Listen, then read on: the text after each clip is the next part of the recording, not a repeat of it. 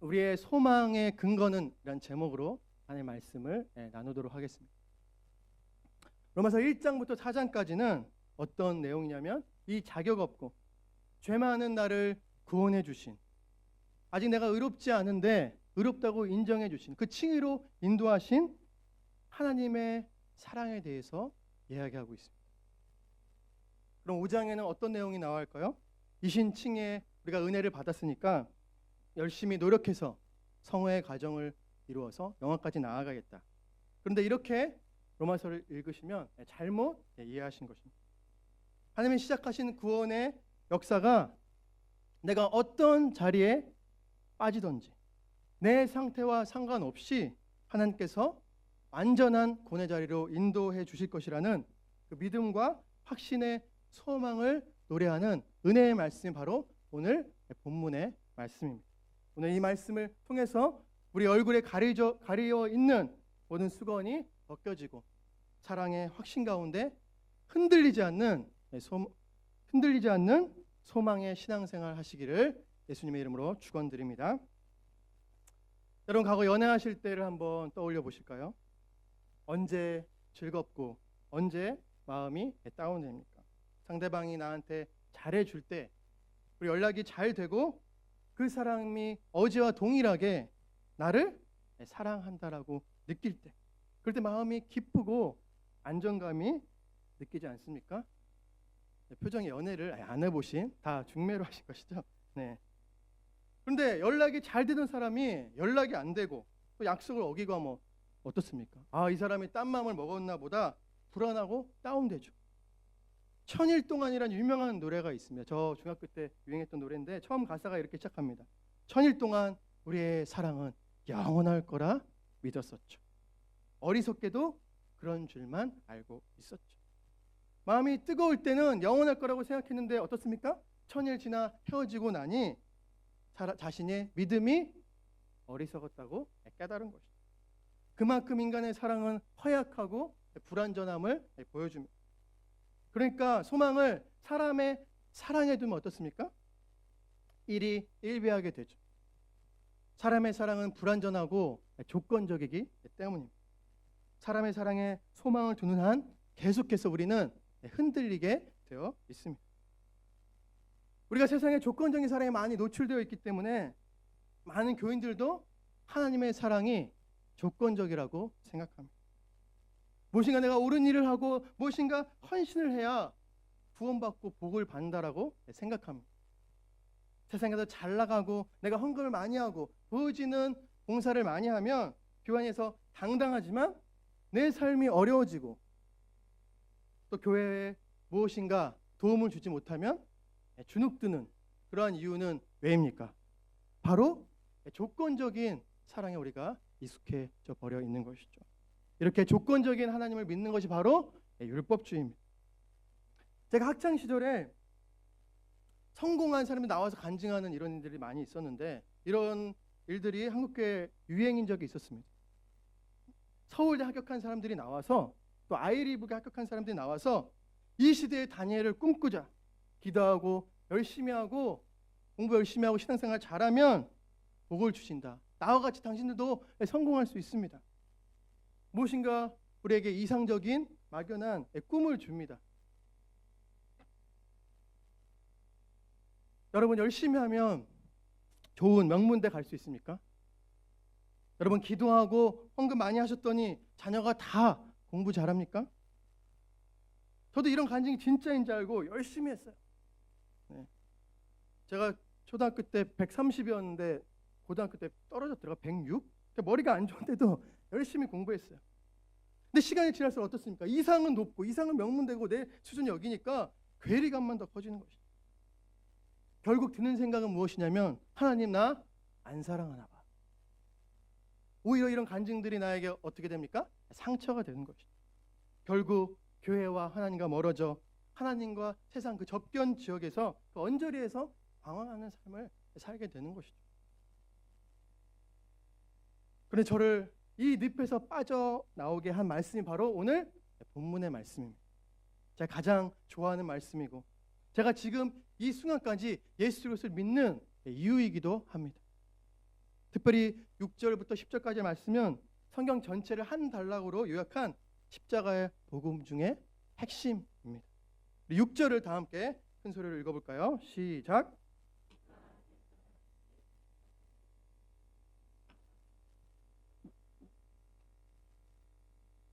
연약하다라는 건 영어로 weak, 약하다는 것이죠. 질글처럼 깨어지기 쉬운 존재라는 것입니다. 죄와 유혹에 잘 넘어지는 사람입니다. 경건치 않은 사람은 무엇입니까? 제가 설명하는 것보다 화면에 말씀을 같이 봉독했으면 좋겠습니다. 디모데후서 3장 2절부터 4절까지 세 번역 버전인데요. 우리 함께 읽어보겠습니다. 시작. 자기를 사랑하며 돈을 사랑하며 뽐내며 교만하며 하나님을 모독하며 부모에게 순종하지 아니하며 감사할 줄 모르며 불경스러우며 원한을 풀지 아니하며 비방하며 절제가 없으며 난폭하며 선을 좋아하지 아니하며 배신하며 무모하며 자만하며 하나님보다 쾌락을 더 사랑하며 이런 사람들이 바로 경건하지 않는 사람입니다. 여러분 이런 사람들과 친구할 수 있습니까? 가까이 할 수 있습니까? 내 자식이라도 여러분 어렵지 않겠습니까? 근데 이런 이 막장 인생을 위해서 주님께서 친한 정도가 아니라 대신해서 죽어 주셨다라는 사실입니다. 과거에 이랬던 사람이 아니라 과거에 이랬는데 변화된 사람이 아니라 아직 연약할 때, 아직 더러울 때, 아직 내가 경건하지 않은 그런 상태로 있을 때. 그리고 연약할 때 다음에 중요한 단어가 있습니다. 기약대로, 영어로 at the right time. 가장 알맞은 시간, 가장 적절한 시간. 요즘 적절한 시간에 사람들 구조를 못해서 죽는 경우가 얼마나 많습니까? 그러나 우리 예수님께서는 가장 최적의 시간에 가장 적기에 죽으심으로 우리를 구원하셨다라는 사실. 우리 7절과 8절을 다 함께 읽겠습니다. 시작. 의인을 위하여 죽는 자가 쉽지 않고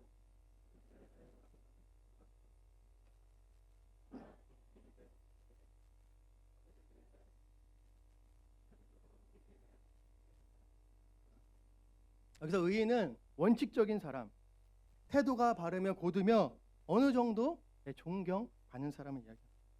이 사람을 위해서도 죽는 자가 지금 별로 없다라고 성경은 이야기합니다. 그런데 선인은 누구냐면 의인에다가 선한 성품과 인격도 갖춘 사람. 그러나 이 사람을 위해서 간혹 소수 용기 있는 사람만이 있다라는 것입니다. 무슨 말이냐면 내가 의롭게 살아도 내가 선인처럼 살아도 날 위해 희생하고 죽어줄 그 한 사람이 없다라는 말씀입니다. 그런데 개차반처럼 삶을 살아왔다. 여전히 더러운 죄인의 죽음을 누가 긍휼히 생각하겠습니까? 그런데 그 예수님께서 나를 위해서 죽으심으로 자기의 사랑의 어떠함을 보여주셨다라는 사실. 점점 인간의 악함과 함의 사랑이 대조되지 않습니까? 10절에 와서 정점을 찍고 있습니다. 우리가 원수 되었을 때. 여러분 배신하고 나에게 상처를 주고 또 바람을 피고 이런 사람들이 여러분 용서할 수 있습니까? 과거에 나에게 상처 준 그 사람이 생각지도 않은 때 스물스물 내 기억으로 찾아오지 않습니까? 드라마 대사를 보십시오.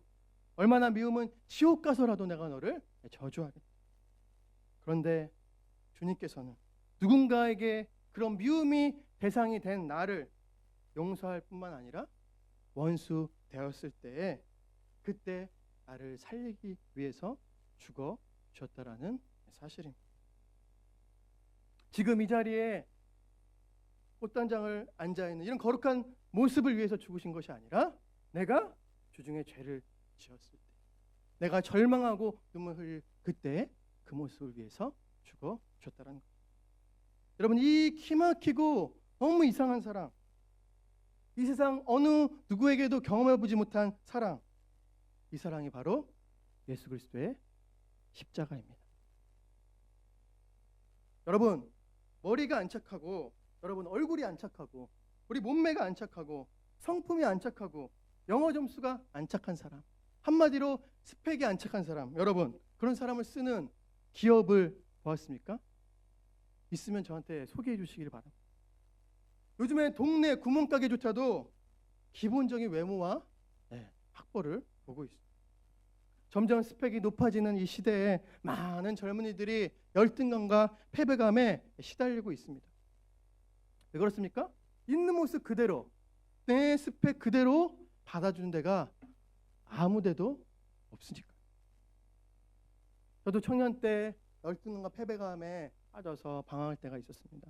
한 번은 술에 잔뜩 취해서 그 뻘건 모습으로, 또 세상에 근심이 쩔은 모습으로 공용 화장실에 가서 거울 앞에 서서 거울 앞에 비친 내 모습을 본 적이 있습니다. 그 모습을 보면서 하나님께 이렇게 질문했습니다.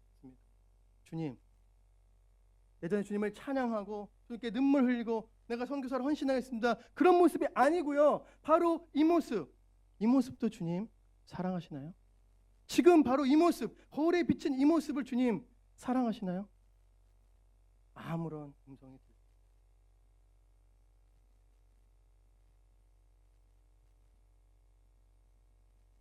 그런데 어느 날 제가 로마서 말씀을 보는데 이 말씀 보게 되었습니다.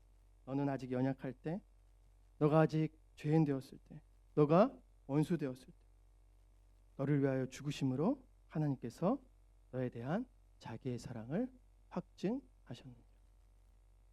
요한아, 너가 나에게 질문했었지? 이런 모습도 사랑하냐고. Of course, 물론이지. 너가 추하고 너가 더 찌질한 모습일지라도 있는 모습 그대로, 거울에 비친 내 모습 그대로 나는 너를 사랑한다.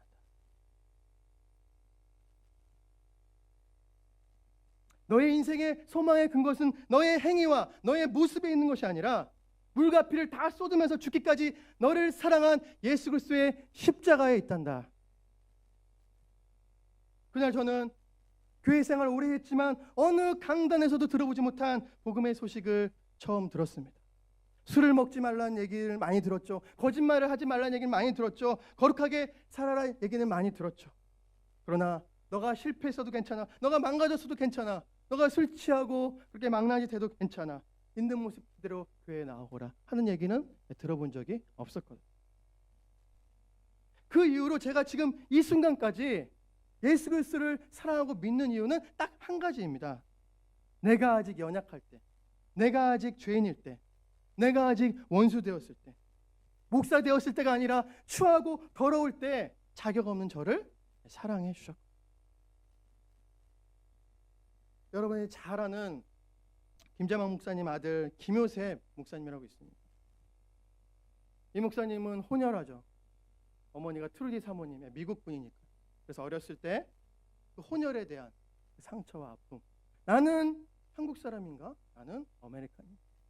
너무나도 정신적으로 혼동스럽고 친구들이 놀리고 힘든 삶을 살았다고 합니다. 성장해서 초등학교 4학년이 되었는데요, 선생님께서 도시락을 싸우라고 했다고 그래요. 그래서 이제 친구들이 다 도시락을 싸와서 도시락을 먹는 시간이 되었습니다. 가난한 한 친구가 도시락 뚜껑을 딱 엽니다. 뭐가 있었냐면 콩보리밥에 홍잡. 그 다음에 이제 잘 사는 친구가 도시락을 딱 엽니다. 뭐가 있을까요? 흰 쌀밥에 위에 뭐가 있을까요? 계란 후라이, 그리고 장조림. 그러니까 이 어린이는 막 떨리는 거죠. 하나님, 혹시 제 도시락이 콩보리밥이었다면 물을 포도주로 바꾸시는 주님, 내 밥을 쌀밥으로 장조림을 바꿔 주시옵소서. 막 기도하면서 근데 자기 차례가 왔습니다. 너무 떨리잖아요. 근데 뚜껑을 딱 열었는데 뭐가 나오냐면 햄앤치즈 샌드위치. 60명의 학생들이 자기를 쳐다보는데 너무 수치스럽고 막 귀 속에 어떤 말이 들리냐면 넌 혼혈아, 넌 튀기야, 넌 튀기야. 너무 부끄러워서 도시락을 딱 덮고 집으로 달려갔다고. 내가 그렇게 이 튀긴 걸 가리기 위해서 그렇게 노력했는데, 그렇게 몸부림쳤는데 다 끝나버렸다고. 왜 그거 싸줘가지고 나 이렇게 망신 주냐고. 왜 내가 한국 학교 다녀야 되냐고. 내가 왜 혼혈아 되냐고. 원망. 그런데 그 어린 요셉을 안으면서 다 이해한단다. 엄마가 한국 사람 결혼해서 한국에 온 이유가 있어. 너의 할아버지, 너의 큰어머니, 사촌들한테 예수님을 사랑이 전하기 싶어서 왔어요. 엄마는 오늘 요셉이한테 예수님을 전해줘야 될 것 같아요. 요셉아, 예수님은 너 있는 모습 그대로 사랑하셔.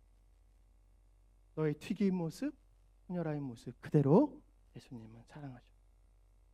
이 목사님은 어렸을 때 진짜 복음을 자기가 들었었더라고요. 그때 처음 자기가 복음을 경험했더라고요. 그날 이 어린이는 열등감과 수치감에서 자유하게 되었노라고. 진노의 자녀에서 하나님의 자녀로, 왕의 자녀로 변화되었다. 그래서 이제 목사가 되어서 1.5세 그 혼혈아이들, 특이들, 이 청소년들에게 꿈을 주고 소망을 주고 많은 사람들을 살리는 놀랍게 쓰임받은 목사님으로 지금 살아가고 있습니다.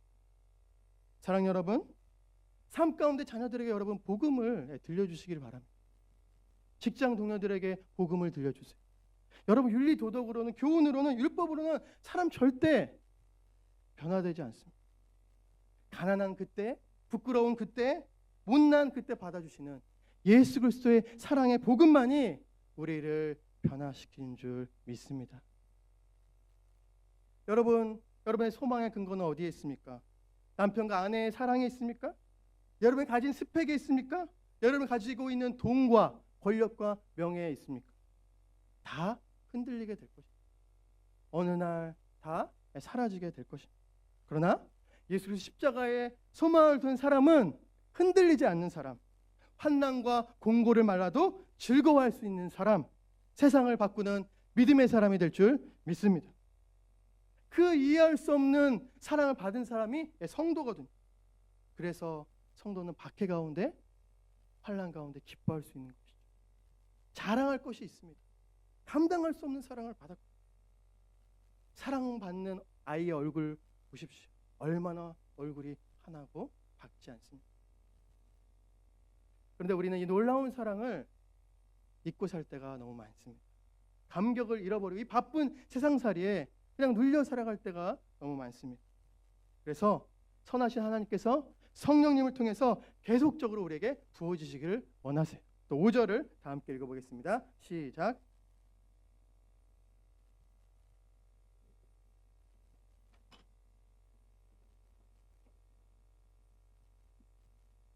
6절부터 10절까지는 십자가의 사랑입니다. 십자가는 객관적인 역사적 사실이죠.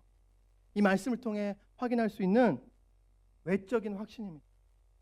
5절에 성령으로 말미암아 우리 마음에 부어지는 이 하나님의 사랑은 주관적인 내적 사랑이죠. 우리 항상 외적인 사랑과 주관적인 사랑이 있어야 됩니다. 저도 십자가의 사랑을 늘 말씀을 통해서 확인합니다.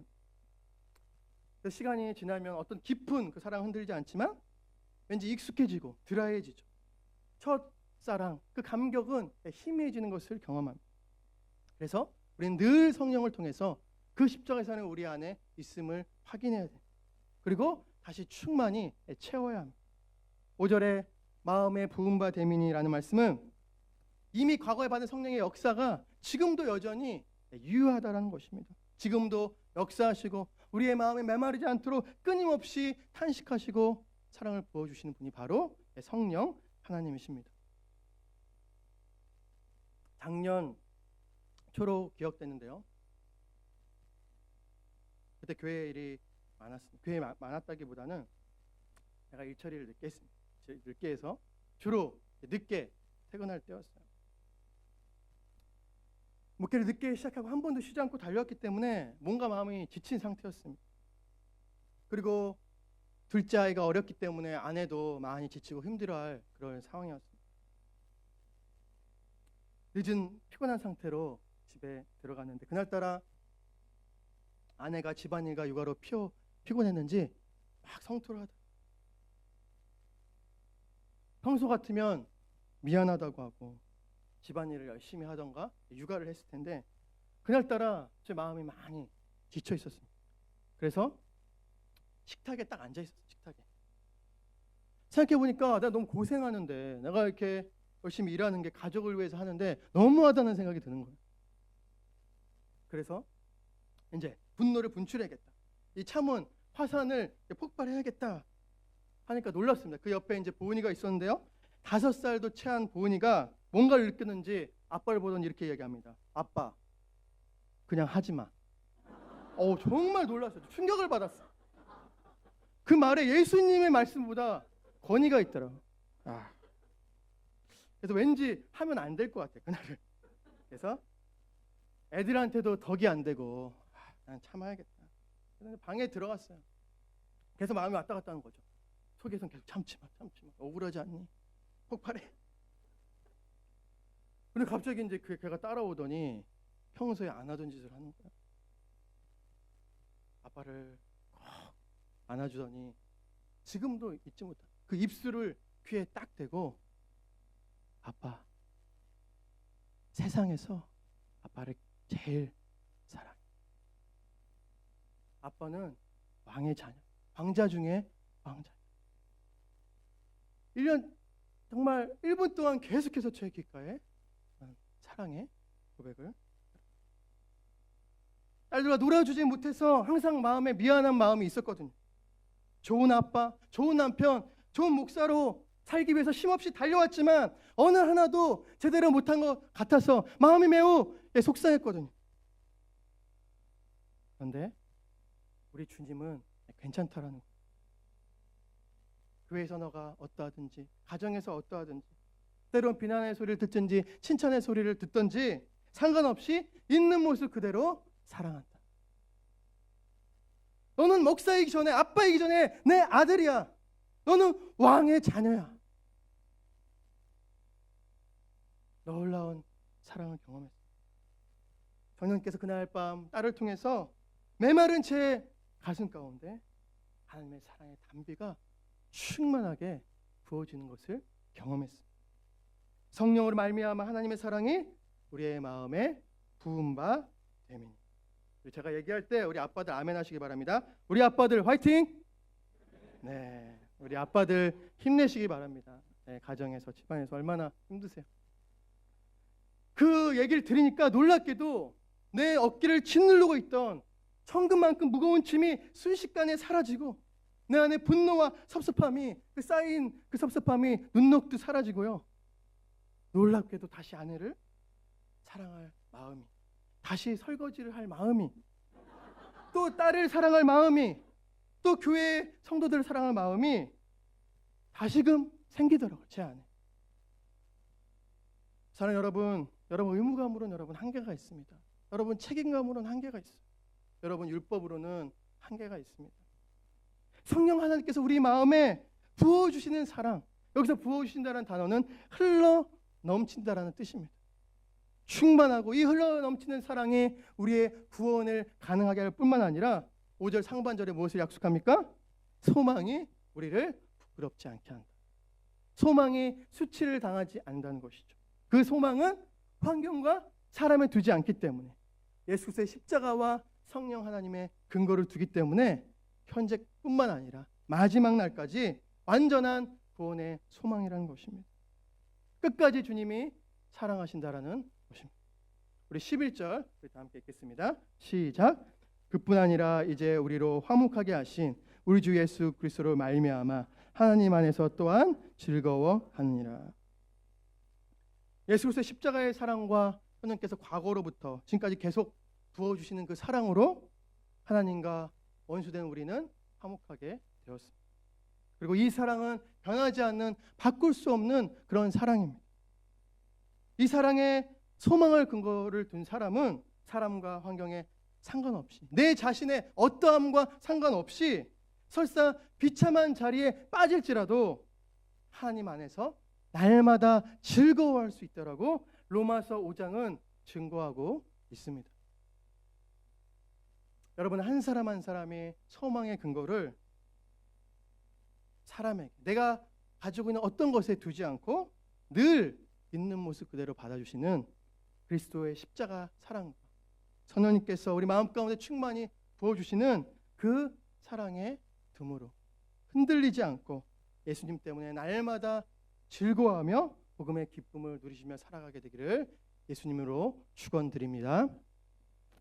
오늘은 교회 창립 주일입니다. 여러분, 교회의 존재의 목적이 무엇입니까? 교회는 부자가 오는 곳, 또 잘난 사람이 와서 함께 웃고 즐기는 그런 사교 클럽이 아닙니다. 연약한 사람, 죄인된 사람, 하나님과 원수된 사람이 하나님과 화목해하는 데 있습니다. 문제 있는 사람이 교회 와서 복음을 듣고 변화되어서 나랑 똑같은 그 문제 있는 사람을 데려와서 이 자리에 복음을 듣게 하는 것입니다. 이제 우리 교회가 43년이 되었습니다.